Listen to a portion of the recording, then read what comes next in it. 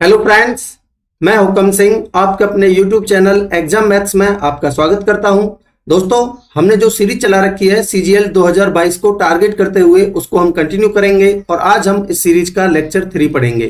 देखिए, इस लेक्चर से पहले हम 2 लेक्चर्स कंप्लीट कर चुके हैं जिसमें हम 11 अप्रैल 2022 को जो शिफ्ट 1 और शिफ्ट 2 का पेपर था उसको हम कंप्लीट कर चुके हैं। तो इसी सीक्वेंस में आज हम 11 अप्रैल 2022 को जो थर्ड शिफ्ट में पेपर हुआ था उसको डिस्कस करेंगे। बिल्कुल एग्जाम ओरिएंटेड अप्रोच के साथ आपको यहाँ सारे कॉन्सेप्ट सीखने को मिलेंगे। कंप्लीट सॉल्यूशन आपको इस पेपर का मिलने वाला है। एक चीज ध्यान रखिए, हम फिलहाल सीजीएल प्री 2021 वाले पेपर्स हैं उनको डिस्कस कर रहे हैं। इसी सीक्वेंस में हम प्रीवियस ईयर्स के पेपर्स को भी डिस्कस करेंगे। दोस्तों, अगर आपको कॉन्सेप्ट अच्छे लगते हैं तो आप चैनल को सब्सक्राइब जरूर करिएगा। तो आप देख सकते हैं, देखिए 11 अप्रैल 2022 को जो थर्ड शिफ्ट का पेपर है सीजीएल प्री 2021 का, हम उसको डिस्कस करने वाले हैं। तो चलिए शुरू करते हैं और लेते हैं पहला क्वेश्चन। क्या कह रहा है? कह रहा है एक व्यक्ति ने एक वस्तु को 18% की हानि पर बेचा। यदि वह इसे 960 रुपए अधिक में बेचता तो 12% का लाभ होता। देखिए, यहाँ हानि है, यहाँ लाभ है। तो मुझे बताइए 12 और 8 30% की वैल्यू ही ये 960 है। तो मैं कह सकता हूं कि जो 960 है ये 30% की वैल्यू है और हम पहले सीपी निकाल लेते हैं 100% की वैल्यू। ठीक है, ये आ जाएगा हमारा सीपी। तो काटिए 30, 0 से 0, 3 से कटेगा 32 बार, तो आपका सीपी आ जाएगा कितना? 3200। ठीक है, आगे क्या कह रहा है? यदि वस्तु को 3840 रुपए में बेची जाती है तो लाभ प्रतिशत बताइए। तो अब तो बड़ा आसान हो गया। एचपी हमें गिवन है कितना? 3840। तो मुझे बताइए उसको कितने का प्रॉफिट हुआ है? उसको प्रॉफिट हुआ है यहां से 640 का। ठीक है, 640 का प्रॉफिट हुआ है। तो 640 प्रॉफिट परसेंटेज निकालने के लिए 640 प्रॉफिट हुआ कितने पर? इस सीपी पर 3200 पर। तो 100 पर कितना? ठीक है, 2 जीरो से 2 जीरो 32 दूनी 64, 20% आपका आंसर आ जाएगा। Profit percentage 20%। ठीक है, ऑप्शन 3 हमारा आंसर होगा। अगला क्वेश्चन लेते हैं। क्या कह रहा है? ए एक कार्य को 48 दिनों में समाप्त कर सकता है और बी उसे 60 दिनों में समाप्त कर सकता है। वे दोनों 12 दिनों तक एक साथ मिलकर कार्य करते हैं और फिर ए चला जाता है। ठीक है, पहले लिख लेते हैं।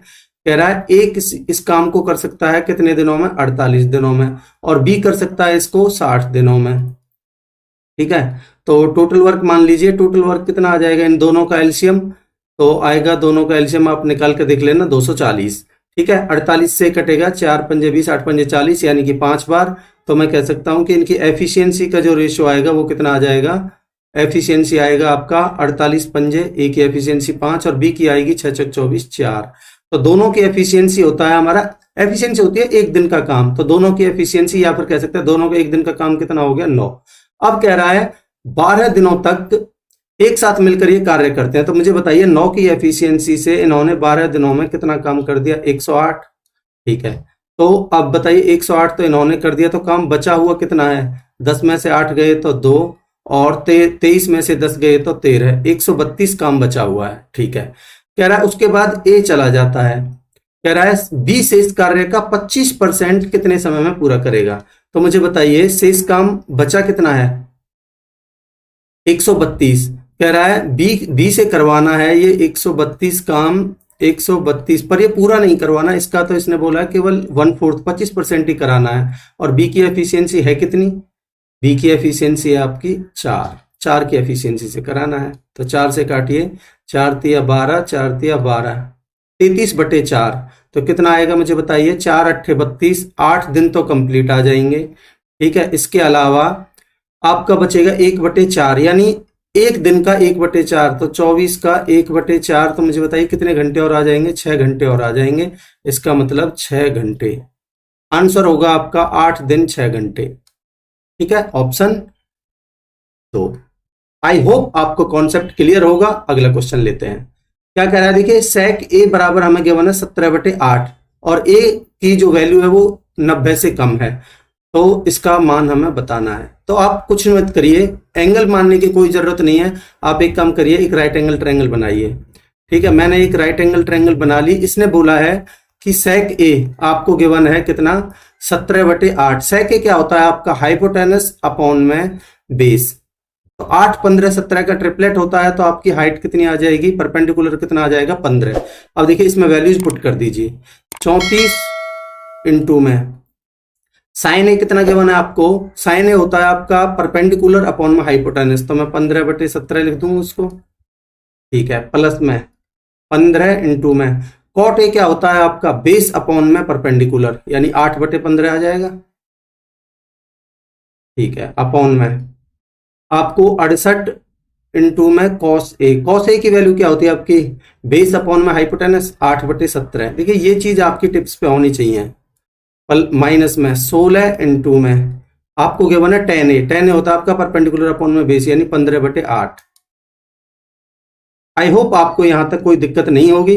अगर यहां तक कोई दिक्कत नहीं है तो आपका काम बड़ा आसान हो गया। देखिए 17 से काटिए, 17 दूनी 34, 15 से 15 कट जाएगा, 17 से कटेगा 17 चौका 68 4 बार, और 8 से कटेगा 2 बार।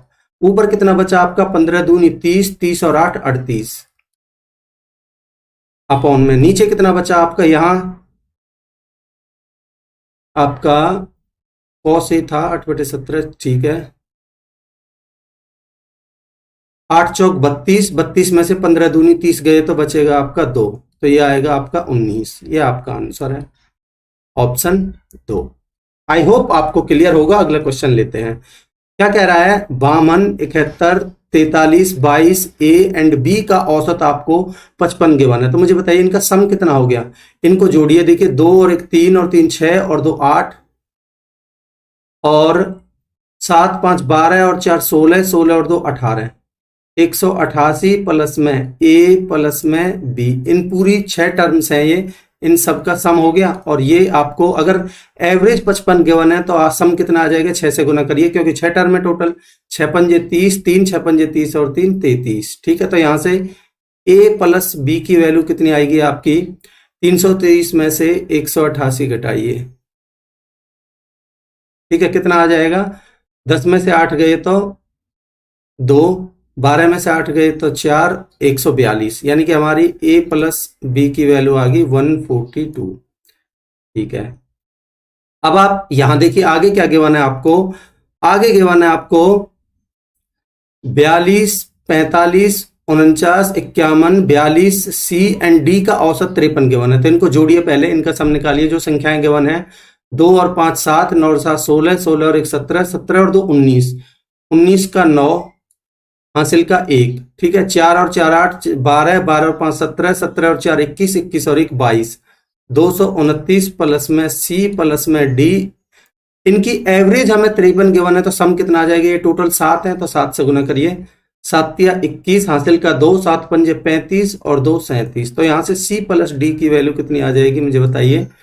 आपका 371 माइनस में 229 कितना आ गया, 11 में से 9 गए तो 2, और 6 में से 2 गए तो 4, और 3 में से 2 गए तो 1, तो यानी C प्लस डी की वैल्यू आ गई आपकी 142, ठीक है।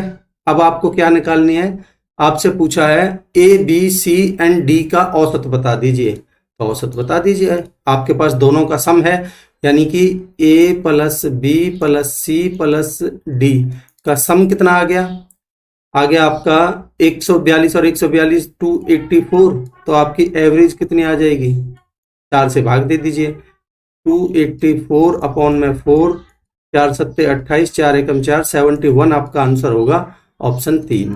आई होप आपको क्लियर होगा। अगला क्वेश्चन लेते हैं। क्या कह रहा है, 8 और 20 का तृतीयानुपाती P गिवन है, 3 5 और 24 का चतुर्थानुपाती Q गिवन है, तो इसकी वैल्यू हमसे पूछी है। तो मुझे बताइए, अगर हमें तृतीयानुपाती पूछा है तो आपको 2 टर्म्स गिवन होंगी, A और B, ठीक है। तो इसका जो थर्ड प्रोपोर्शनल होता है तृतीयानुपाती, वो होता है जो दूसरी वाली टर्म है B गुना में B अपॉन में A, ठीक है। तो आपका यहाँ तृतीयानुपाती यानी कि P आपको निकालना है, तो 20 गुना 20 अपॉन में 8 आ जाएगा, 4 से काट लीजिए, 4 दूनी 8, 4 पंजे 20, 2 से कटेगा 10 बार, तो यहां से P की वैल्यू आ गई आपकी कितनी, 10 पंजे 50, ठीक है। अगर P की वैल्यू 10 पंजे 50 आ चुकी है, तो अब आपसे Q गिवन है चतुर्थानुपाती। अगर हम फोर्थ प्रोपोर्शनल की बात करते हैं तो आपको 3 टर्म्स गिवन होंगी, ए बी और सी। तो आपका जो फोर्थ प्रोपोर्शनल होता है वो होता है लास्ट की 2 टर्म्स का प्रोडक्ट बी सी अपॉन में ए। ठीक है, तो ये आपको क्यू के बराबर गिवन है, तो लास्ट की 2 टर्म्स यानी 24 गुना में 5, ठीक है, अपॉन में आपका 3 आएगा, 3 अट्ठे 24, तो कितना आ जाएगा आपका 8 पंजे 40।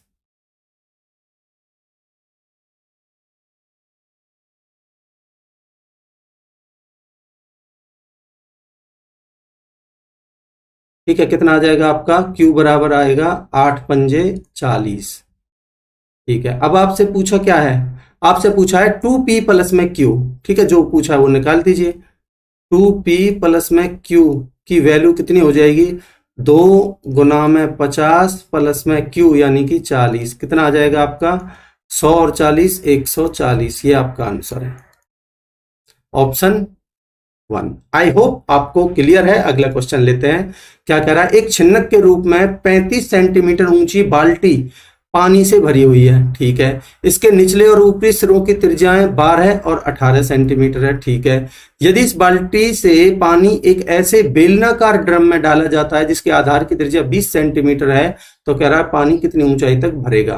तो देखिए, जब हम एक बर्तन में से दूसरे बर्तन में कोई चीज डाल रहे हैं या फिर कोई आकृति बदली जाती है तो उनका वॉल्यूम बराबर होता है। ठीक है, तो यहाँ छिन्नक का वॉल्यूम और बेलनाकार ड्रम का वॉल्यूम बराबर होगा।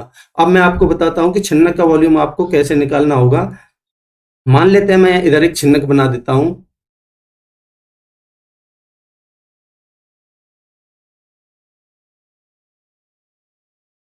ठीक है, इसको मिला देते हैं, इसको मिला देते हैं, इसकी हाइट बना देते हैं। ठीक है, और इसकी रेडियस बना देते हैं।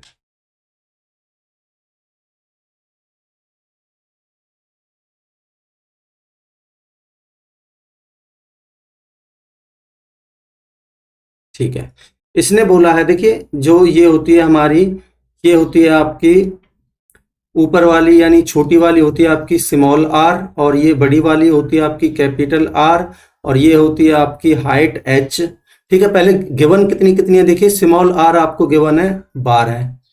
ठीक है, ये गिवन है आपको 12, और ये गिवन है आपको कैपिटल आर 18, और हाइट कितनी गिवन है आपको 35 सेंटीमीटर ऊंची बाल्टी थी यानी कि हाइट गिवन है आपको 35। ठीक है, अब मुझे बताइए जो छिन्नक का वॉल्यूम होता है वो कितना होता है। छिन्नक का फर्स्ट टर्म का जो वॉल्यूम होता है वो होता है आपका 1/3 पाई एच इंटू में कैपिटल आर का स्क्वायर प्लस में स्मॉल आर का स्क्वायर प्लस में कैपिटल आर इंटू में स्मॉल आर, ये होता है। ये आपको बाई हार्ट याद रखना है। ठीक है, इसमें वैल्यूज पुट कीजिए, कितना आएगा आपका 1/3 पाई एच, एच की वैल्यू कितनी है आपकी 35 इंटू में आर स्क्वायर यानी कैपिटल आर का स्क्वायर होगा 18 18 324 प्लस में स्मॉल आर का स्क्वायर होगा 12 12 144 प्लस में आर आर इन दोनों की गुना 18 दूनी 36 3 18 कम 18 और 3 21। आई होप आपको यहां तक कोई दिक्कत नहीं होगी। ठीक है, तो इनको जोड़िए, कितना हो गया 4 और 4 8, 8 और 6 14 का 4 हासिल 1, 32 और 14 46, 46 और 21 67, 67 और 1 68। ठीक है, और इंटू में 35 इंटू में 3, सॉरी अपॉन में 3 है, और इंटू में पाई।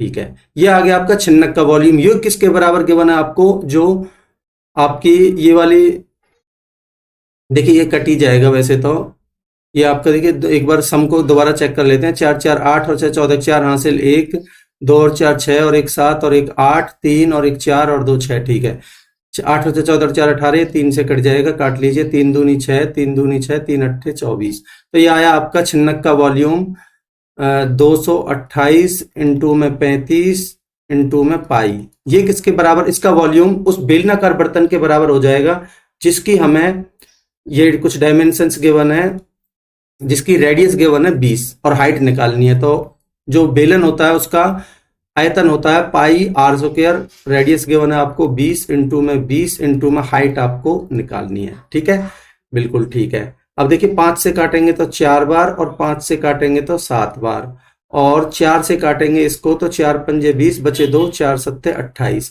और इस पाई से पाई कट जाएगा। ठीक है, अब कुछ नहीं कट रहा तो आपकी 20H बराबर आएगा आपका 7 7 49, हासिल का 4, 7 पंजे 35 और 4 39। ठीक है, तो अगर ये 400 होता तो 20 बार कटता तो 20 से थोड़ा कम यानी 19.95 आपका आंसर होगा ऑप्शन 4। आई होप आपको क्लियर होगा। अगला क्वेश्चन लेते हैं। क्या कह रहा है, कोई पतंग एक डोरी से जुड़ी है। ठीक है, डोरी की लंबाई मीटर में ज्ञात कीजिए जब पतंग की ऊंचाई 90 मीटर है और डोरी जमीन के साथ में 30 डिग्री का एंगल बनाती है। तो देखिए मैं आपको पहले यहां डायरेक्टली डायग्राम बना के आपको समझाता हूं। मान लेते हैं इसने बोला है, देखिए इसने बोला है कि पतंग की जो हाइट है जमीन से वो गिवन है आपको 90 मीटर। ठीक है, ये 90 मीटर है और आपसे पूछा है कि डोरी की लंबाई, मान लेते हैं यहां से कोई बंदा उड़ा रहा है उस पतंग को और ये वो पतंग है। ठीक है, तो यहां से यहां तक की ये वाली लेंथ इसने पूछी है, जिसको मैं मान लेता हूं हाइपोटेनस या फिर आप एक्स मान लीजिए। ठीक है, एक्स। और हमें गिवन है कि जमीन के साथ में ये जो पतंग की डोरी है कितने डिग्री का एंगल बनाती है, 30 डिग्री का। ठीक है, अब मुझे एक चीज बताइए कि ऐसा कौन सा ट्रिग्नोमेट्रिक फंक्शन है जिसमें परपेंडिकुलर और हाइपोटेनस यूज होता है, वो है साइन। तो मैं कह सकता हूं कि साइन 30 बराबर साइन थीटा बराबर होता है हमारा परपेंडिकुलर अपॉन में हाइपोटेनस यानी कि 90 अपॉन में एक्स। ठीक है, साइन 30 की वैल्यू मुझे बताइए कितनी होती है, 1/2 बराबर 90 प्लस में एक्स। तो यहां से x की वैल्यू कितनी आएगी आपकी, 90 दूनी 180, 180 आपका आंसर हो जाएगा ऑप्शन 2। दोस्तों मैं उम्मीद करता हूं कि कॉन्सेप्ट्स को आप एंजॉय कर रहे होंगे, कॉन्सेप्ट आपको बहुत अच्छे लग रहे होंगे। तो अगर अच्छे लग रहे हैं तो चैनल को सब्सक्राइब जरूर कर दीजिएगा। क्या कह रहा है, देखिए ट्रायंगल ACD में क्रमशः भुजा AC और AD पर दो बिंदु B और E इस प्रकार हैं कि BE CD के समांतर है। ठीक है, बना लेते हैं। एक ट्रायंगल हमें गिवन है, ठीक है, और त्रिभुज का नाम ध्यान से दीजिएगा। इसने ACD बोला है, जनरली ABC होता है इसलिए गलती नहीं करनी है, ध्यान से पढ़ना है। इसने गिवन है ACD ट्रायंगल। ठीक है, और क्या कह रहा है, B और E इस प्रकार है, AC और AD पर, इस AC पर और AD पर B और E इस प्रकार हैं कि BE CD के समांतर है, यानी कि ये वाली भुजा इसके समांतर है। तो बना दीजिए ये BE इस CD के समांतर है। ठीक है, और क्या गिवन है हमें, देखिए CD बराबर 9 गिवन है, ये आपकी CD 9 है, और BE बराबर 6 गिवन है, ये हमें 6 गिवन है, AB बराबर 5 गिवन है, ये वाली लेंथ AB 5 गिवन है, और ED 2 गिवन है, ये वाली लेंथ आपको 2 गिवन है। आपसे पूछा है क्रमशः AE और BC की लंबाई बताइए। ये वाली लेंथ AE जो हमें निकालनी है उसको मैं x मान लेता हूं, और BC ये वाली लेंथ पूछिए, इसको मैं मान लेता हूं y। ठीक है, अब मुझे आप एक छोटी सी चीज बताएंगे बड़ा ध्यान से, वो क्या कि जब भी ये ट्रायंगल ये वाली भुजा इस बेस के पैरेलल होती है तो क्या ये वाला एंगल इसके बराबर हो जाएगा। ठीक है, और ये वाला एंगल ये इसके बराबर हो जाएगा। ठीक है, मैं इसको मान लेता हूं अल्फा, तो ये भी अल्फा होगा, इसको मान लेता हूं बीटा, तो ये भी बीटा होगा, और तीसरा एंगल कॉमन है तो वो अपने आप बराबर होगा दोनों में। तो मुझे बताइए क्या ट्रायंगल ABE और ट्रायंगल ACD सिमिलर होंगी। मैं लिख देता हूं ट्रायंगल ABE सिमिलर होगी ट्रायंगल ACD के।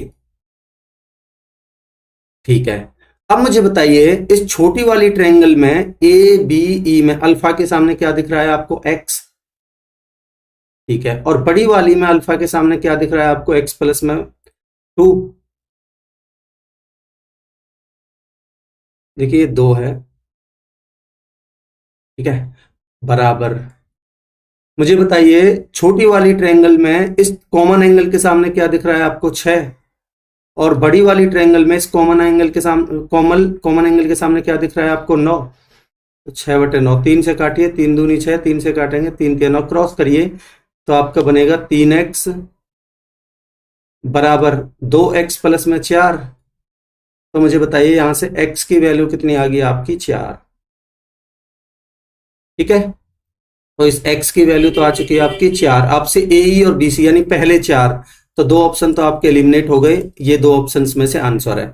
अब हम बात करते हैं दूसरी, एक ट्रायंगल है आपको गिवन है क्या कि इस वाली ट्रायंगल में देखिए ये सिमिलर तो है ही। अब मैं बात करता हूं छोटी वाली ट्रायंगल ए बी ई में बीटा के सामने आपको क्या दिख रहा है 5। ठीक है, इधर लिख देता हूं अपॉन में। बड़ी वाली ट्रायंगल में बीटा के सामने आपको क्या दिख रहा है 5 प्लस में वाई। ठीक है, और छोटी वाली ट्रायंगल में आपको कॉमन के सामने दिख रहा है 6 और बड़ी वाली में कॉमन के सामने 9। ठीक है, तो बनेगा 3 दूनी 6, 3 तिया 9, क्रॉस करिए 3 पंजे 15 बराबर 2 पंजे 10 प्लस में 2y। तो यहाँ से y की वैल्यू 2y बराबर आएगा आपका 5, y की वैल्यू आ जाएगी आपकी कितनी 2.5। तो x की वैल्यू आपकी देखिए ये y की वैल्यू आ गई आपकी 2.5, तो x की वैल्यू 4 और y की वैल्यू 2.5, तो एक ही ऑप्शन में है, ऑप्शन 2 आपका आंसर हो जाएगा। अगला क्वेश्चन लेते हैं,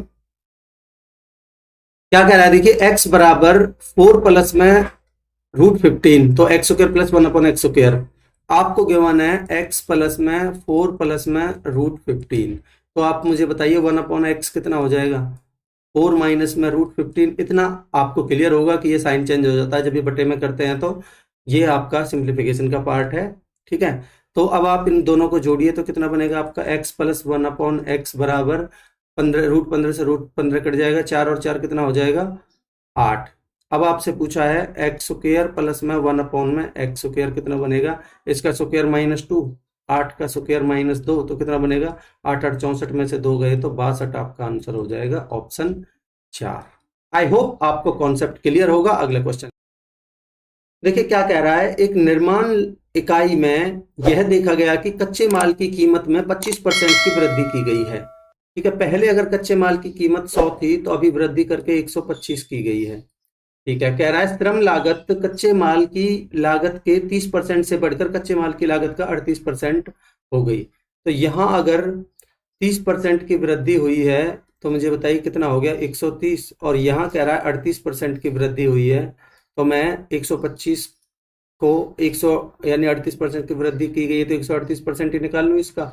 25 चौका 100, 25 पंजे 125, 2 से 2 बार, 2 से 2 छिक्के 12, बचा 1, 2 नाम 18, गुना करिए 5 नाम 45, हासिल 4, 5 छिंग 30, 4 34 बटे में 2, 2 एकम 2, बचा 1, 2 सत्ते 14, 2 दूनी 4 5, 172.5 हो गया।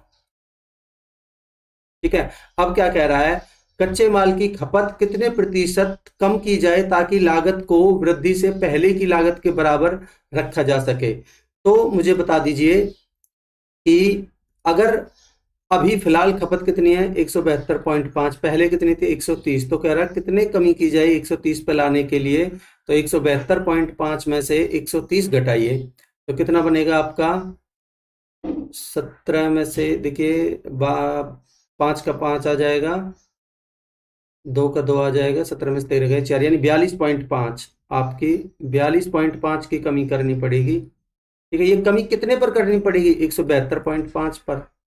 ठीक है, पॉइंट से पॉइंट तो कट ही जाएगा, परसेंटेज के लिए गुना 100 कर दीजिए। ठीक है, 25 से काटिए, 25 एकम 25, बचे कितने 17, 25 छिक्के 150, 25 सत्ते 175, 25 से काटेंगे तो 25 छिक्के 150, बचे आपके 22, 25 नमा 225, तो 1700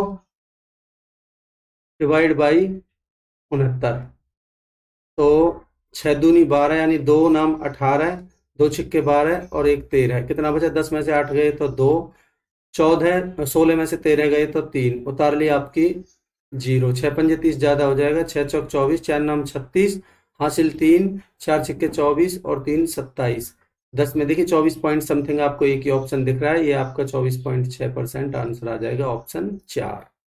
आई होप आपको क्लियर है। अगला क्वेश्चन क्या कह रहा है, यदि संख्या x 8 9 4 2 y 4 एक ऐसी 7 अंकों की संख्या है जो 56 से विभाज्य है, तो y के सबसे बड़े मान के लिए एक्स स्क्वायर प्लस वाई का मान क्या है जहां x और y नेचुरल संख्याएं हैं। तो देखिए अगर आपको मैं लिख देता हूं x 8 9 4 2 y और 4, अगर ये 56 से विभाजित है तो मतलब ये 7 और 8 से है। 8 के डिविजिबिलिटी के लिए आपको यहाँ लास्ट के 3 डिजिट देखने पड़ेंगे। इसने बोला है देखिए y के सबसे बड़े मान के लिए, तो ये इंपॉर्टेंट है, यहाँ y की आपको मैक्सिमम वैल्यू लेनी पड़ेगी। तो 2y4 को अगर आप 8 से डिवाइड करेंगे तो मैक्सिमम आप क्या लिख सकते हो, 9। अगर 9 लेके देखेंगे तो 8 24, 5 चौगुन बनेगा, नहीं कटेगा। 8 ले सकते हैं क्या, 8 लेके देखेंगे तो 8 24, 4 नहीं। 7 ले सकते हैं क्या, 8 के 24, 3 34 नहीं। 6 लेके देखिए तो 2 6 4, अगर हम 8 से भाग देंगे तो 8 के 24, 8 के 24, 8 के 24 कट जाएगा। इसलिए आपकी y की वैल्यू कितनी आ चुकी है, 6। ठीक है, y की वैल्यू तो आपकी आ गई 6।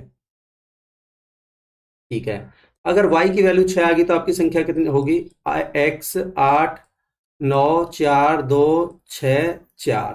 ठीक है, इसने बोला है एक्स स्क्वायर प्लस में y, यानी किसी संख्या का स्क्वायर प्लस में 6 जोड़ा गया है। y की वैल्यू तो हम 6 निकाल चुके हैं। तो अगर मैं 8 लेके देखता हूं तो 8 8 64 प्लस में 6 हमारा 70 बन जाता है, जो कि आपको ऑप्शन में दिख रहा है। ठीक है, अगर 6 लेके देखता हूं तो 6 छिंग 36 और 6 42 होता है, ये नहीं होगा। ठीक है, अगर मैं 5 लेके देखता हूं तो 5 पंजे 25 और 6 31 होता है, ये भी नहीं होगा। अब आपके पास अगर 7 लेके देखता हूं तो 7 7 49 और 6 55, ये हो सकता है। तो आपके पास 2 ऑप्शन बच रहे हैं। ठीक है, अब आप x की वैल्यू अगर पहले 8 पे चेक करके देखते हैं तो देखिए, अगर मैं x की वैल्यू 8 लेके देखता हूं तो ये बनेगा आपका 8 8 9 4 2 6 4। 7 से भाग दे के देखना, 7 एकम 7, बचा 1, 7 दूनी 14, बचे 4, 7 7 49, ना जाने की 0, 7 छिंग 42, जो कि नहीं जा रहा है। ठीक है, अब आप लेके देखिए 7, अगर मैं x की वैल्यू 7 लेके देखता हूं तो कितनी संख्या बनेगी आपकी, 7 8 9 4 2 6 4। 7 से भाग दे के देखता हूं तो 7 एकम 7, बचा 7 एकम 7, 7 एकम 7। ठीक है, बचा 1, 7 दूनी 14, बचे 5, 7 7 49, बचे 5, 7 7 49, बचे 3, 7 पंजे 15, 7 7 दूनी 14। ठीक है, ये कट जा रहा है। इसका मतलब हमारी y की x की वैल्यू कितनी आ गई, 7। ठीक है, x देखिए y की वैल्यू 6 है और x की वैल्यू 7 है, तो मुझे पूछा है एक्स स्क्वायर प्लस में y, तो x का स्क्वायर लिख दीजिए, एक्स स्क्वायर प्लस में y, यानी 7 का स्क्वायर 49 प्लस में 6, आपका आंसर हो जाएगा 55। ठीक है, ऑप्शन 4। आई होप आपको क्लियर होगा। अगला क्वेश्चन लेते हैं। देखिए, ये सिंप्लीफिकेशन का इजी सा क्वेश्चन है। क्या कह रहा है, देखिए 2 3 6 और 1 7/2 लिख लेंगे, प्लस में 3 पंजे 15 और 1 16/3। अब देखिए ये भाग में है तो मैं इसको बदल के गुना में लिख दूंगा, 3 एकम 3 और 1 4/3 है, तो मैं इसको गुना में 3/4 लिख दूंगा। ठीक है, इनटू में 4 पंजे 20 और 1 21/4, माइनस में 2 पंजे 10 और 11/2। पहले इतना सॉल्व कर लीजिए। ठीक है, चलिए मैं नीचे वाला भी लिख ही देता हूं आपका, 2 एकम 2 और 1 3/2, इंटू में 3 एकम 3 और 2 5/3, माइनस में 2 छक्के 12 और 1 13/2। ठीक है, भाग में 7 और गुना में 2। मैं हर स्टेप आपको लिख के बता रहा हूँ, बाकी पेपर में तो आपको पता ही है जैसे करना है, बहुत जल्दी जल्दी करना होता है। तो देखिए 4 चौक 16, 4 बार कटेगा, 3 से 3 कट जाएगा और ये 4 से 4 कट जाएगा, तो आपका कितना बचेगा, ये आपका 7/2। देखिए 7/2 इंटू में है, प्लस में 21 बचा है आपका, तो 21 दूनी 42 और 7 49/2 बचेगा, और माइनस में 11/2 बनेगा। ठीक है, और नीचे देखते हैं तो 3 से 3 कटेगा, 5/2 माइनस में 13/2, तो बनेगा आपका माइनस में 8/2, यानी माइनस का 4 बचेगा नीचे। ठीक है, पहले ऊपर देख लेते हैं कितना बच रहा है, 49 में से 11 गए तो ये माइनस का 4 बच रहा है यहाँ। 49 में से 11 गए तो माइनस का 38/2, यानी -19 और बटे में 4 बचेगा। ठीक है, ऊपर प्लस का बचेगा, नीचे माइनस का 4 बच रहा था तो मैंने माइनस लगा दिया। भाग में 7, तो गुना में 1/7 लिख दीजिए इसको, और गुना में 2, 2 से कटेगा ये 2 बार, तो कितना आया आपका -19/7 दूनी 14, -19/14 कितना आएगा 14 एकम 14 बचे 5/14 -1 सही 5/14 आपका आंसर है ऑप्शन 2। आई होप आपको क्लियर है। अगला क्वेश्चन लेते हैं। क्या कह रहा है, देखिए एक पाई चार्ट गिवन है आपको, 2019 और 20 के दौरान एक संस्थान के विभिन्न विभागों में पढ़ने वाले छात्रों की संख्या को दर्शाता है। और देखिए 2019 और 20 में जो टोटल संख्या गिवन है आपको 2019 में है और 2020 में है 2400। ठीक है, क्या क्या पूछ रहा है हमसे, 2019 की तुलना में 2020 में इंजीनियरिंग के छात्रों की संख्या में प्रतिशत वृद्धि या कमी कितनी है। तो मुझे बता दीजिए कि इंजीनियरिंग में आपको जो 2019 वाला पाई चार्ट है उसमें कितना गिवन है 13%, और 20 वाले में कितना है, ये 20 वाला है, इसमें है आपका 12%। तो देखिए 2019 में आपको 2000 गिवन था, तो 2000 का आप पहले निकालिए कितना 13%। ठीक है, 20 से 20, 13 दूनी 26, 260 आ गया। ये है 2019 की कहानी। अब मैं 2020 की बात करता हूं, तो मुझे बताइए 2400 है, 2400 का आपको ये 12% निकालना पड़ेगा। ठीक है, ये मुंह जवानी निकालने होते हैं, मैं आपको लिख के बता रहा हूँ। 12 चौक 48, 12 चौक 48, 4 बार दून 24 और 4 28, 288। तो मुझे बताइए कितने की वृद्धि हुई है, 260 से 288 हो गया, 18 की वृद्धि हुई है, सॉरी 28 की वृद्धि हुई है। 28 की वृद्धि कितने पर हुई है, इस 260 पर। ठीक है, तो 100 पर कितनी, एक जीरो से एक जीरो, 2 से काटिए 13 बार, 2 से काटेंगे तो 14 बार, तो ये 140 बटे में 13। अगर नीचे 14 होता तो सीधा 10 बार कटता। ठीक है, 10 पॉइंट समथिंग, तो नजदीक नजदीक ऑप्शन है, तो मैं भाग दे के देख लेता हूँ। 13 एकम 13 बचा 1, 10 बना, ना जाने की 0 पॉइंट लगा के बढ़ा ली 0, 13 सत्ते 91। ठीक है, अब आप देख सकते हो 10 पॉइंट से 70 आपका आंसर आएगा। ये आपका आंसर है। ठीक है, 10.77%। अगला क्वेश्चन लेते हैं। क्या कह रहा है, देखिए निम्नलिखित पांच, ये बार ग्राफ गिवन है हमें, 5 राज्य गिवन है ABCDE, इसमें युवाओं की कुल संख्या लाखों में और रोजगार प्राप्त करने वाले छात्र युवाओं की संख्या गिवन है। कह रहा है किस राज्य में सबसे ज्यादा बेरोजगार हैं। देखिए ये टोटल युवा हैं, ये वाले ग्राफ है जो, और जो बेरोजगार हैं, सॉरी जो रोजगार प्राप्त हुआ है जिनको, वो ये वाले हैं। ठीक है, तो मुझे बताइए युवाओं में से अगर हम रोजगार प्राप्त वाले घटा देते हैं तो बेरोजगार आ जाएंगे। तो कह रहा है बेरोजगार किस में सबसे ज्यादा है, तो डिफरेंस देखते हैं पहले। ए में देखते हैं तो कितना दिख रहा है आपको 1.5 का, यहां दिख रहे हैं तो आपका 1, यहां दिख रहे हैं तो 1.5, और यहां देख रहे हैं तो 2.5, और यहां देख रहे हैं तो 1। सबसे ज्यादा आपको 2.5 दिख रहा है, किसमें है, डी में। तो ऑप्शन 2 आपका आंसर हो जाएगा। अगला क्वेश्चन लेते हैं। देखिए क्या कह रहा है, नमक की कीमत में 15% की कमी एक व्यक्ति को 272 रुपए में 2 किलोग्राम अधिक नमक खरीदने में सक्षम बनाती है। तो कह रहा है नमक की घटी हुई कीमत प्रति किलोग्राम रुपए में कितनी है। तो मुझे बताइए अगर हम 15% की कमी हुई है, तो 15% का मतलब कितना होता है आपका 3/20। 15% का मतलब होता है 3/20। अगर पहले कीमत 20 थी तो अभी कीमत घट के कितनी हो गई, 20 पर 3 की कमी हो गई, तो कितनी हो गई 17। ठीक है, तो मुझे बताइए उसके खर्चा कितना हो गया।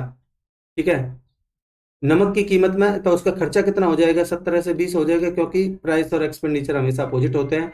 तो हमारे हिसाब से उसका खर्चा कितना बढ़ गया, 3। ठीक है, और वो कितना नमक अधिक खरीद पा रहा है सवाल के हिसाब से, 2। तो मैं कह सकता हूं 3 की वैल्यू 2 है, तो 1 की वैल्यू कितनी आएगी, 2/3। उसने पूछा क्या है, तो नमक की घटी हुई कीमत, तो मुझे बताइए घटी हुई कीमत कितनी है, 20।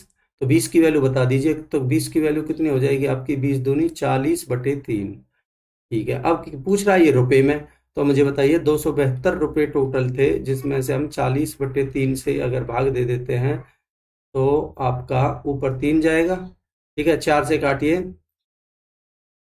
8 से भी कट जाएगा, 8 पंजे 4 से काट लीजिए, एकदम पॉइंट लगाने में आसानी रहेगी। 4 से काटेंगे 10 बार, 4 से काटेंगे तो 4 छिक्के 24, बचे 3, 4 अट्ठे 32, गुना करिए, 3 अट्ठे 24, हासिल का 2, और 3 छिंग 18 और 2 20। ठीक है, एक के बाद पॉइंट लगा दीजिए, तो 20.40 आपका आंसर होगा रुपए में। ठीक है, ऑप्शन 3। आई होप आपको क्लियर होगा। अगला क्वेश्चन देखिए क्या कह रहा है, वह बड़ी से बड़ी संख्या कौन सी है जिससे 156, 181 और 331 को विभाजित करने पर प्रत्येक स्थिति में शेषफल 6 आता है। तो मुझे बताइए, अगर हम भाग देने पर शेषफल 6 आ रहा है तो इसका मतलब इसमें से 6 घटाने के बाद ये पूरा पूरा भाग जाएगा उस संख्या से। ठीक है, इसमें से 6 जाएगा तो 150 बनेगा, इसमें से 6 जाएगा तो 175 बनेगा, और इसमें से 6 जाएगा तो 325 बनेगा। अब मुझे बताइए इनमें से ऐसी कौन सी संख्या है जो तीनों में भाग जाता है जिसका, तो एक ही ऑप्शन है 25, ऑप्शन 2 हमारा आंसर हो जाएगा। अगला क्वेश्चन लेते हैं। क्या कह रहा है, केंद्र ओ वाले एक वृत्त का व्यास ए बी है, सी और डी दो ऐसे बिंदु हैं जो ए बी के दोनों ओर वृत्त की परिधि पर इस तरह स्थित हैं कि एंगल सी ए बी 42 है और एंगल ए बी डी 57 है। तो बना लेते हैं, पहले एक सर्कल गिवन है हमें, ये सर्कल बना लेते हैं। ठीक है, और कह रहा है ए बी इसका व्यास है तो बना लेते हैं। ठीक है, अब देखिए क्या क्या गिवन है हमें वो लिख लेते हैं। मान लेते हैं ए बी व्यास है, और क्या कह रहा है सी और डी इस ए बी के दोनों तरफ मान लेते हैं, एक बिंदु इधर सी है और एक बिंदु इधर डी है। ठीक है, इस प्रकार है परिधि पर कि एंगल सी ए बी 42 है, एंगल सी ए बी 42 है तो बना लेते हैं, ये एंगल आपका हो गया सी ए बी। और क्या गिवन है, angle A B D, A B D ये आपको गिवन है कितना, 57। तो आपसे पूछा है सी A D, C A D मतलब कि ये वाला एंगल आपसे पूछा है, ये पूरा सी ए डी, और angle C B D, C B D ये पूरा एंगल। ठीक है, अब जो हमें गिवन है वो हमें लिख लेते हैं। देखिए angle C A D, C A B 42 है, सी ए बी ये वाला एंगल आपको गिवन है 42, और angle A B D, A B D ये वाला एंगल आपको गिवन है कितना, 57। आपसे ये पूरा एंगल, ठीक है, ये पूरा एंगल और ये पूरा एंगल आपसे पूछा है। तो मुझे बताइए, अगर मैं ट्रायंगल सी ए बी की बात करता हूं तो अर्धवृत्त में बना कौन 90 डिग्री का, तो ये 90 होगा। तो इन दोनों का सम कितना हो गया, 132। तो ये वाला एंगल मुझे बताइए कितने का बचा। अगर ये इन दोनों का सम 132 है तो ये वाला एंगल बचा आपका 38 का। ठीक है भाई, 132 है तो आपका 48 का बचेगा, सॉरी 48 का। और अगर मैं इस ट्रायंगल की बात करता हूं ए डी बी की, अगर देखिए अर्धवृत्त बना बना कौन 90, ये 90 है तो इन दोनों का सम कितना हो गया 147। तो ये कितने का बचा आपका 33 का। ठीक है, अब देखिए दोनों का सम पूछा है, अंतर पूछा था वैसे, पर इसने आंसर में दोनों का मान दे रखा है तो मान निकाल लेते हैं। इसका मान हो गया आपका 3 और 2 5, और 4 और 3 7, 75 डिग्री। ठीक है, और इसका हो गया 8 7 15, और 5 और 4 9, और 1 10, 105 डिग्री। ये आपके आंसर है 75 और 105, ऑप्शन 1 आपका आंसर होगा। सी ए डी पहले था जो हम निकाल चुके हैं, सी बी डी बाद में है, ये निकाल चुके हैं। ठीक है, अगला क्वेश्चन लेते हैं। क्या कह रहा है, निम्नांकित पाई चार्ट में 1800 छात्रों का ग्रेड दर्शाया गया है। तो क्या कह रहा है, किन दो ग्रेड्स के मिलाकर विद्यार्थियों की संख्या बी और ई के मिलाकर विद्यार्थियों की संख्या से 54 कम है। तो मुझे बताइए बी और ई के कितने हैं। बी के हैं 27% और ई 8%, यानी 35%। तुम 1800 का 35% निकाल लीजिए पहले। ठीक है, तो कितना आएगा, 18 पंजे 90, 9 18 54 और 9 63, 630 आ गया। कह रहा इससे 54 कम है, तो इससे 54 कम निकालिए। 10 में से 4 गए तो 6, 12 में से 5 गए तो 7, और 5 576। कौन से दो में मिला के 576 आ रहा है। तो अगर हम ए और ई चेक करते हैं तो 30 और 11 21, 30 और 11 31, 31 को 18 से गुना करेंगे तो यूनिट डिजिट 8 आएगा, जबकि हमें 6 लाना है। पहला ऑप्शन कट गया। सी और ई की बात करते हैं तो 24 और ई 8 कितना हो गया 32। तो 32 गुना में 18 से करेंगे तो 8 दूनी 16, यूनिट डिजिट 6 आ रहा है। कहीं ना कहीं हम चेक करके देखेंगे तो यानी कि 1800 का 32% निकालिए आप।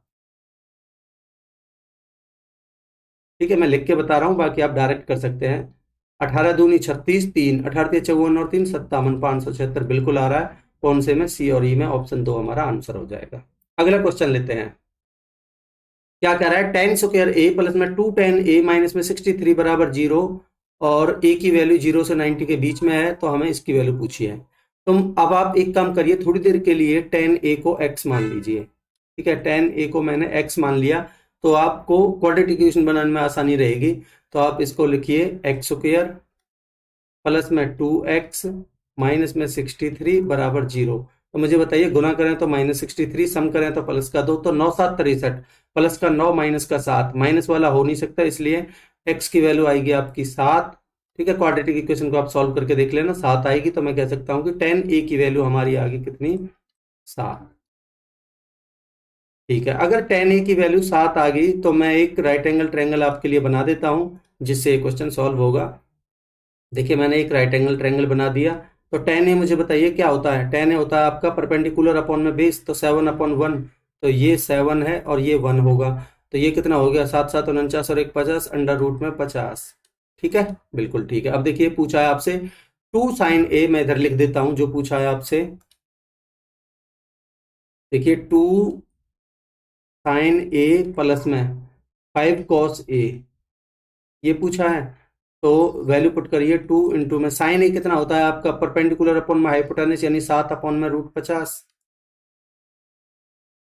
प्लस में 5 में कॉस ए कितना होता है आपका? बेस अपॉन में हाइपोटेनस, 1/√50। ठीक है, 7 दूनी 14, √50 बेस सेम है, 7 दूनी 14 और 5 19/√50 आपका आंसर हो जाएगा, ऑप्शन 2। आई होप आपको क्लियर है। अगला क्वेश्चन लेते हैं। क्या कह रहा है? ट्रायंगल एल एम एन में एंगल एल और एंगल एन के समद्विभाजक 112 हैं। ठीक है, 112 के कोण पर प्रतिच्छेद करते हैं, एंगल एम का माप ज्ञात कीजिए। देखिए, डायग्राम बनाने की जरूरत नहीं है, बट मैं आपको समझाने के लिए आपको एक बार बना के बता देता हूं। मान लेते हैं एक ट्रायंगल गिवन है आपको एल एम एन। ठीक है, नाम दे देते हैं एल एम और एन। कह रहा है एल और एन के समद्विभाजक, इस एल का समद्विभाजक और इस एन का समद्विभाजक 112 के कोण पर प्रतिच्छेद करते हैं। तो बना लेते हैं। ठीक है, ठीक है, दोनों के समद्विभाजक कितने डिग्री पर कोण बना रहे हैं? 112 डिग्री पर। आपसे पूछा है एंगल एम का माप, तो आपको एंगल बाइसेक्टर थ्योरम से मैं कितनी बार बता चुका हूं, जब मैं मेंस के पेपर सॉल्व करवा रहा था, तो यह कई बार ये क्वेश्चन रिपीट हुआ था। ठीक है, तो आप ये एंगल, ये वाला जो एंगल होता है आपका 112, ये होगा आपका 90 प्लस में एंगल m/2। ठीक है, तो यहाँ 90 में से 112 में से 90 जाएगा, तो बचेगा आपका 22, और गुना में 2 आ जाएगा, ये बचेगा आपका एंगल एम। तो एंगल एम की वैल्यू कितनी आएगी आपकी? 22 दूनी 44 डिग्री। ये आपका आंसर है, ऑप्शन 1। ठीक है, अगला क्वेश्चन लेते हैं। क्या कह रहा है? देखिए, ये हिस्टोग्राम का क्वेश्चन है, इसमें 100 छात्रों की लंबाई सेंटीमीटर में दिखाई गई है। पूछा क्या है? देखिए, 170 सेंटीमीटर से कम ऊंचाई वाले छात्रों की संख्या 170 से कम, तो यानी यहां से यहां तक आपका 150 से 160, 160 से 70 है ये, तो 160 से 70 यहां से, यानी कि 170 से कम पूछा है ना, तो यहां तक लेंगे हम 160 से 170 तक। तो कितना हो गया? 20 और 12 32, 32 और 6 38। ठीक है, लेस देन 170 वाला मैं ले रहा हूं। 170 से कम 38 हो गए आपके। और क्या कह रहा है? को 160 से अधिक ऊंचाई वाले छात्रों की संख्या के प्रतिशत के रूप में व्यक्त करना है। तो देखिए, इधर लिख देता हूं मैं, लेस देन 170, और ये किसके साथ रखना है? 160 से अधिक, यानी ग्रेटर देन 160। तो ये आया आपका कितना? 38। अब इसको देखते हैं 160 से अधिक, तो 170 से 80, 160 से 170, यानी यहां से लेना है आपको लास्ट तक। तो कितना हो गया आपका? 20 और 24 44, 44 और 18 62, 62 और 16 78, 78 और 4 82, 82 के साथ में रेशियो निकालना है, गुना में 100, सॉरी परसेंटेज निकालनी है। 2 से कटेगा 41 बार, 2 से कटेगा 19 बार। ठीक है, तो देखिए अगर मैं ये आपका, आप अप्रोक्सीमेशन भी लगा सकते हैं। अगर मैं इसको 40 मान लेता हूँ, इसको 20 मान लेता हूँ, तो दो लगभग 50 के आसपास आपको 53 46 दोनों दिख रहे हैं, तो गुना भाग देख देख लीजिए। 1900 डिवाइड बाई 41, तो 4 चौक 16, 4 बार जाएगा, 4 एकम 4, 4 चौक 16, 10 में से 4 गए तो 6, 18 में से 2 0, 4 छिक्के 24, तो 46 पॉइंट समथिंग आपका एक ही ऑप्शन है, ऑप्शन 4 आपका आंसर हो जाएगा। ठीक है, अगला क्वेश्चन लेते हैं। क्या कह रहा है, एक नाविक अपनी नाव को स्थिर जल में 9 किलोमीटर प्रति घंटा की चाल से चला सकता है। वह 9 घंटे में धारा की दिशा में 44 किलोमीटर और धारा की विपरीत दिशा में 35 किलोमीटर की दूरी तय करता है। तो कह रहा है वह धारा की दिशा में 33 किलोमीटर और धारा की विपरीत दिशा में 28 किलोमीटर की दूरी तय करने में कितना समय लेगा। तो मुझे एक चीज बताइए, समय आपको गिवन है, टोटल टाइम गिवन है कितना, 9 घंटे ले रहा है। ठीक है, 9 किलोमीटर उसकी चाल दे रखी है और डिस्टेंस दे रखी है आपको 44 और 35, तो समय बराबर होता है आपका दूरी बटे चाल। तो देखिए धारा की दिशा में, तो मैं कह सकता हूं कि 44 किलोमीटर जा रहा है वो धारा की दिशा में, यानी कि 9 प्लस में x जा रहा है। ठीक है, प्लस में, और 35 जा रहा है आपका विपरीत दिशा में, तो मैं कह सकता हूं कि 35 अपॉन में ये आपका 9 माइनस में x बराबर आपको समय कितना लग रहा है, 9 घंटे। ठीक है, अब आप यहां इसको सॉल्व करने में फंस सकते हो, बट मैं आपको आसान तरीका बताता हूं। आप एक काम करिए, इस कंडीशन को सेटिस्फाई करने की कोशिश कीजिए। आपका 9 कब आ सकता है, ये 5 के मल्टीपल में, ये 4 के मल्टीपल में है, तो ये इसको 4 बनाना है, इसको 5 बनाना है। तो मुझे बताइए कि ये 9, सॉरी देखिए ये 9 है।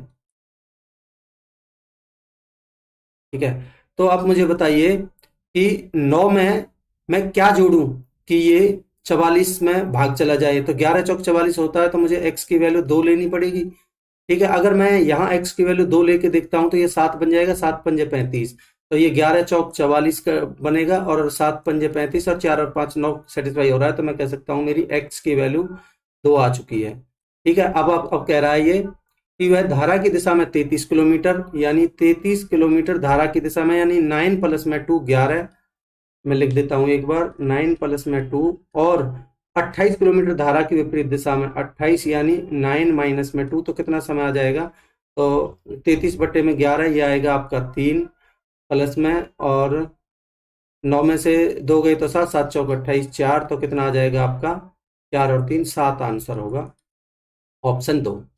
आई होप आपको क्लियर है। अगला क्वेश्चन लेते हैं। क्या कह रहा है, दो वृत्त एक दूसरे को टी पर बाह्य रूप से स्पर्श करते हैं।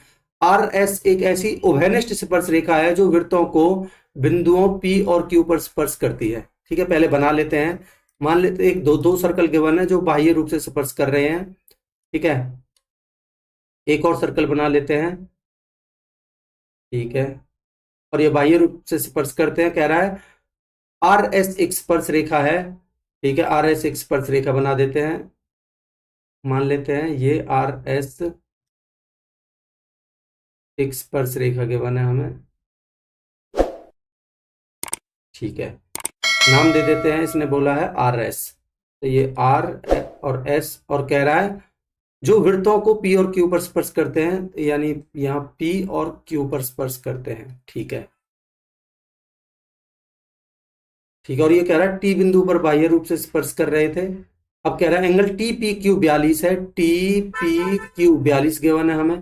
ठीक है, बना लेते हैं, टी पी क्यू आपको 42 गिवन है, ये वाला एंगल 42 है। आपसे पूछा क्या एंगल, पी क्यू टी ये वाला एंगल आपसे पूछा है। ठीक है, अब आप मुझे छोटी सी चीज बताएंगे क्या, कि ये वाला एंगल तो आपको 42 ही गिवन है। ठीक है, और आपको पता होना चाहिए कि जहां पे ये स्पर्श करते हैं, अगर इसको टेंजेंट से मिलाते हैं तो ये यहाँ 90 डिग्री का एंगल बनाते हैं, ये आपको ध्यान रखना है। तो मुझे बताइए इन दोनों का सम कितना हो गया, 90 और 42 132, तो ये वाला एंगल कितने का बचेगा आपका, 48 डिग्री का। ये आपका आंसर है ऑप्शन 3। आई होप आपको क्लियर है। अगला क्वेश्चन लेते हैं। क्या कह रहा है देखिए, A square plus B square plus C square बराबर 6.25 और A B plus B C plus C A बराबर 0.25, तो A plus B plus C. देखिए बिल्कुल इजी से क्वेश्चन, फॉर्मूला बेस्ड क्वेश्चन है, आपको पता है। मैं एक बार फॉर्मूला लिख देता हूं, ए प्लस बी प्लस सी का होल स्क्वायर अगर हम निकालते हैं तो ये होता है आपका A square plus B square plus में सी स्क्वायर प्लस में twice of A B plus में बी सी प्लस में सी ए। ठीक है, अब देखिए A plus B plus C का होल स्क्वायर हमें निकालना है, बराबर A square plus B square plus C square आपको कितना गिवन है, 6.25 प्लस में ट्वाइस ऑफ इसका ट्वाइस, मैं डायरेक्ट लिख रहा हूं गुना करके, 2 दूनी 4, 2 पंजे 10 और 1 11, 2 दूनी 4 और 2 पंजे 10 यानी 1.04, 2 के बाद पॉइंट लगाना है। अब इनको जोड़िए, कितना हो गया, 5 और 4 9 और 2 और 6 और 1 7, 7.29 यानी कि अब मुझे बताइए किसका अंडर रूट होता है, 27 27 729 होता है। तो मैं कह सकता हूं कि ए प्लस बी प्लस सी आपका आएगा प्लस माइनस 2.7, बट इसने एक कंडीशन दी है, ये ध्यान रखना है आपको। जल्दी जल्दी में ये वाला ऑप्शन टिक मत कर देना, ये नहीं होगा। ठीक है, एक कंडीशन दी है इसने, ए प्लस बी प्लस सी की वैल्यू है वो 0 से लेस है, 0 से कम है। तो मुझे बताइए 0 से कम तो माइनस वाला आएगा, इसका मतलब हमारा आंसर होगा ए प्लस बी प्लस सी बराबर माइनस का 2.7। ठीक है, ऑप्शन 1। आई होप आप समझ पाए होंगे। अगला क्वेश्चन लेते, देखिए क्या कह रहा है, एक राशि उधार ली गई और 980 रुपए की 2 समान वार्षिक किस्तों में वापस भुगतान की गई, जिसमें 4% चक्रवृद्धि ब्याज लिया गया, उधार ली गई राशि बताइए। तो मुझे बताइए 4% का मतलब क्या होता है, 4% का मतलब होता है आपका 1/25, इसका मतलब 25 उधार ली गई, उसमें 1 ब्याज दिया गया, तो किस्त कितने की दी गई, 26 की। ठीक है, 25 राशि ली गई थी और उसमें 26 की किस्त दी गई। अब क्या, ये पहली साल की कहानी है। दूसरी साल की बात करें तो ये 25 25 625 होगा, और दूसरी साल में ये 26 26 676 होगा। ठीक है, अब कह रहा है ये तो समान किस्त दी गई है, तो यहाँ 26 यहाँ 676 कैसे, तो इसका मतलब इसको भी 26 से गुना करना पड़ेगा, तो इसको भी 26 से। ठीक है, तो कितना हो जाएगा, 25 गुना में 26, 25 25 625 और 25 650 और 625 कितना हो गया टोटल 1275। ठीक है, और किस्त कितने की बनी है आपकी, 676 की। हमारे हिसाब से किस्त 676 की है, सवाल के हिसाब से कितनी है, 950 की, 980 की, सॉरी है। तो 980 की किस्त है सवाल के हिसाब से, हमारे हिसाब से है 676। तो हमें निकालनी है राशि। ठीक है, उधार ली गई राशि, तो यानी 1275 की वैल्यू निकालनी है। ठीक है, इसको आप सॉल्व कर लीजिए। तो अगर मैं इसको देखिए, इस 676 को मैं अगर 675 मान लेता हूं थोड़ी देर के लिए, तो 25 से काटिए, 25 से कम 25, सॉरी 25 दूनी 50, बचे कितने 17, 25 सत्ते 175। ठीक है, और 25 से काटेंगे तो 25 पंजे 125, 25 पंजे 125, बचे कितने 2, 25 से कम 25, 3 से काटेंगे तो 9 बार, 3 से काटेंगे तो 17 बार, और 9 से इसको मैं 9 एकम 9 और 9 नाम 81 के आसपास कर लेता हूँ। 9 एकम 9 ना जाने की 0, 9 नाम 81, इसको मैं 981 बना लेता हूँ। 9 एकम 9 ना जाने की 0, 9 नाम 81। ठीक है, तो ये इतनी बार कटेगा तो 17 नम्मा 153। ठीक है, और 17 एकम 17 और 1 18, 1853 के आसपास कोई आंसर है, बिल्कुल है, 1850 हमारा आंसर हो जाएगा। अप्रोक्सीमेट में ही पूछा था। ठीक है, तो दोस्तों इस तरीके से टोटल क्वेश्चंस आपके कंप्लीट होते हैं थर्ड शिफ्ट के, जो 11 अप्रैल वाली जो थर्ड शिफ्ट है उसके कंप्लीट होता है। मैं उम्मीद करता हूं कि कॉन्सेप्ट आपको बहुत अच्छे लगे होंगे। अगर आपको कॉन्सेप्ट अच्छे लगे हैं तो आप सबसे पहले मेरे यूट्यूब चैनल एग्जाम मैथ्स को सब्सक्राइब कर लीजिए, अगर सब्सक्राइब नहीं किया है तो लाइक कर दीजिए, और ज़्यादा से ज़्यादा अपने दोस्तों में शेयर करिए ताकि ज़्यादा से ज़्यादा लोग जुड़ सकें और इसका बेनिफिट उठा सकें, और मैं आपका साथ अच्छे से निभा सकूं। इससे मुझे मोटिवेशन मिलेगा। और देखिए एक चीज मैं आपको बता दूं कि अगर आपको इस लेक्चर की पीडीएफ चाहिए इसी सॉल्यूशन के साथ में, तो ये मेरा टेलीग्राम चैनल है, इसको आप ज्वाइन कर लीजिए, वहां से आप इसकी सॉल्यूशन के साथ में पीडीएफ डाउनलोड कर सकते हैं। तो चलिए मिलते हैं अगले लेक्चर में, तब तक के लिए अपनी पढ़ाई को कंटिन्यू रखिए। Thank you so much.